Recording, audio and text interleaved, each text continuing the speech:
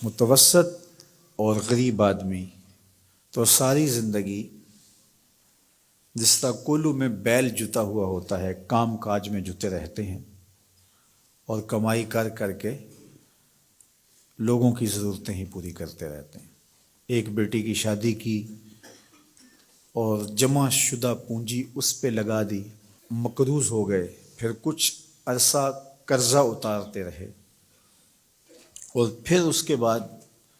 بیٹی کی شادی کی تیاری میں لگ گئے۔ اور اسی طرح بیٹوں کی شادیاں بھی آسان نہیں رہی، اس میں بھی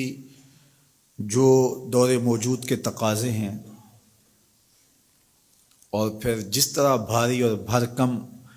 ولیمہ کرنے کا ایک کلچر پیدا ہوا ہے، جس سے آپ یہ معاشرے کو بتانا چاہتے ہیں، اپنی برادری کو بتانا چاہتے ہیں کہ ہم اتنے مؤثر ہیں اور ہمارے تعلقات اتنے وسیع ہیں۔ آپ کا قد کاٹ اور آپ کی شناخت ولیمے کے حجم سے معلوم ہوگی،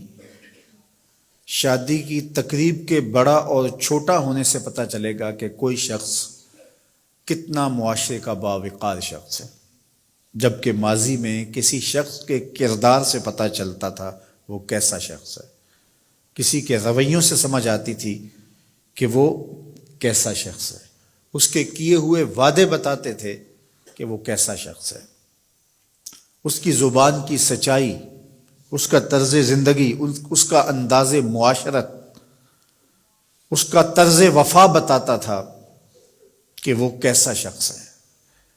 لیکن آج چونکہ یہ اقدار دم توڑ گئی ہیں تو ہم اپنے آپ کو بڑا بتانے کے لیے اور اپنی شناخت کروانے کے لیے ہم ان چیزوں کا سہارا لیتے ہیں جو کسی شخص کی شناخت نہیں ہوتی۔ تقریبات کا حجم بڑھا کر کے اور اپنی دولت کی نمائش کر کے اور کچھ شخصیات کو اپنے پاس مدعو کر کے ہم یہ تاثر دینا چاہتے ہیں کہ ہم اس معاشرے کے انتہائی اہم شخص ہیں اور ہمارے تعلقات کا سلسلہ بہت دور تک پھیلا ہوا ہے، اور نتیجہ کیا کہ ہمارا سارا سرمایہ انہی کاموں کے اندر صرف ہو رہا ہے۔ متوسط لوگوں کے لیے بہت بڑی مصیبت اور بہت بڑا مسئلہ بن جاتا ہے، اور غریب آدمی بھی اس چکی میں پس رہے ہیں۔ یہ جہیز کا کلچر اور یہ لشکر کی صورت میں باراتوں کی آمد، گھر کے کچھ افراد اور کچھ ضروری لوگ اگر آ جائیں تو اس میں کوئی حرج نہیں ہے، لیکن یہ 500 لوگ ایک لشکر کی صورت میں بیٹی والوں کے گھر آئیں، اس کی کوئی تک بنتی نہیں ہے۔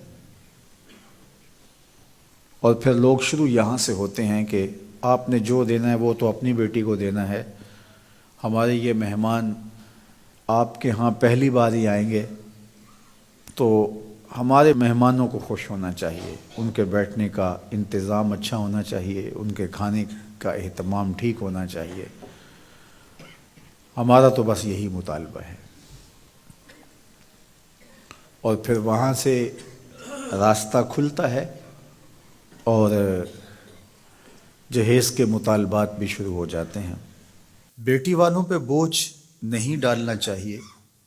لیکن بیٹے والوں پہ بھی بوجھ نہیں ہونا چاہیے۔ جب کسی معاشرے میں نکاح مشکل ہو جاتا ہے تو اس معاشرے میں بدکاری پھیلتی ہے،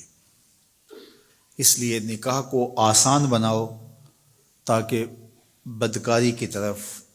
رغبت اور آسانی نہ ہو۔ ہمیں سادگی کے ساتھ نکاح کرنے کی تلقین کی گئی ہے۔ فرمایا نکاح اعلانیہ کرو اور نکاح کو مسجدوں میں منعقد کرو، اور بہترین نکاح وہی ہے جس پہ اخراجات بہت تھوڑے اور کم آتے ہیں۔